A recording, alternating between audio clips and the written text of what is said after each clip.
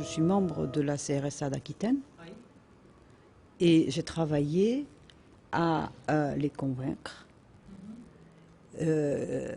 que cette loi NOTRe ne parlait pas à la loi de santé et que ce serait bien qu'on articule notre schéma régional d'aménagement durable du territoire du Conseil régional avec le projet régional de santé de l'Aquitaine et le schéma de vieillissement des départements. Et que pour cela, ce serait bien que la CRSA en fasse part, Marisol Touraine. Et bien du coup, à l'unanimité, la CRSA a voté un avis dans lequel il demande à Marisol Touraine d'articuler la loi de santé avec la loi NOTRe. D'accord. Alors quand je dis à l'unanimité, c'est qu'en local, j'ai obtenu que vote pour cet avis le public, le privé, les libéraux, les collectivités, les usagers.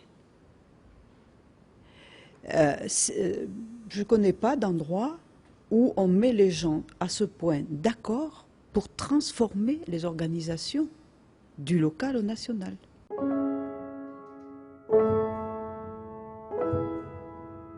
Je trouve que l'on fonctionne un peu à l'envers, parce qu'on fonctionne toujours par plan. L'avantage des plans, c'est d'avoir une reconnaissance nationale et de rassembler les acteurs sur une stratégie et de donner la solvabilité, les moyens de conduire cette stratégie.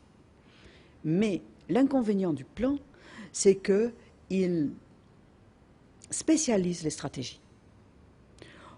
Or, nous sommes à un moment donné où il faut repenser les organisations de proximité et les organisations territoriales. Chaque spécialisation, chaque stratégie spécialisée éloigne de l'organisation locale. Alors que c'est important d'avoir des plans, mais c'est important d'en donner le relais aux acteurs locaux, en pensant la personne dans sa globalité et en partant du patient. Si chaque plan, chaque spécialité se met en marche sans passer à l'autre spécialité, et qu'en bout de chaîne, on a une équipe soignante et un patient qui reçoivent l'ensemble de ces plans, on fait fausse route et surtout, on multiplie la dépense et d'énergie et la dépense financière.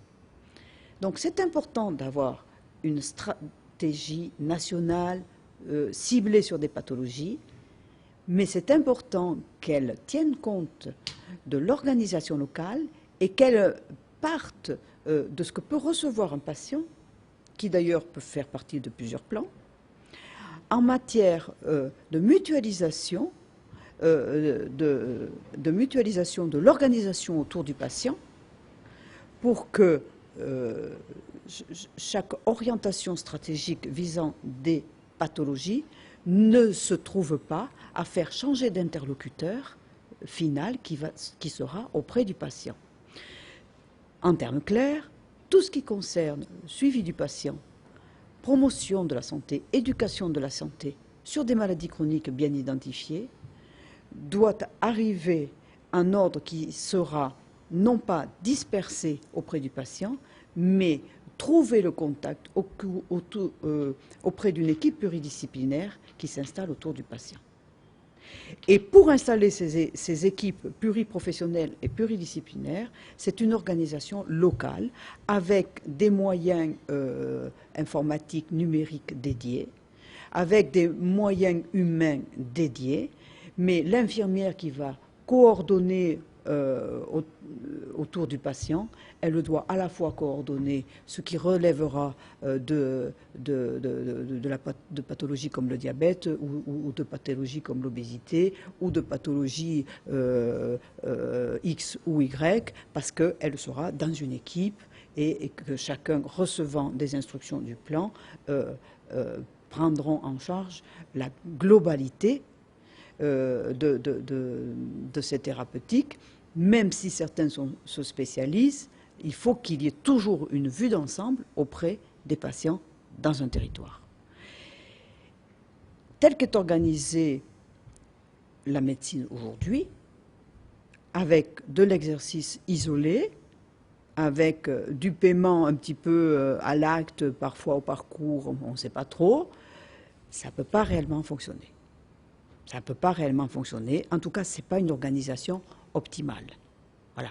Et pour avoir des organisations optimales dans le territoire, il faut laisser une part d'initiative au local et pour cela, leur donner les moyens de fonctionner en réorientant des fonds sur l'organisation locale, ce que nos voisins ont appelé des stratégies de soins primaires, ou plus près de l'Aquitaine, la stratégie de la chronicité en Euskadi, en Pays basque espagnol. Donc, voilà, je pense qu'aujourd'hui, nous devons repenser l'organisation du local au national et que l'organisation locale a un rôle éminemment stratégique pour l'exécution de tous ces plans.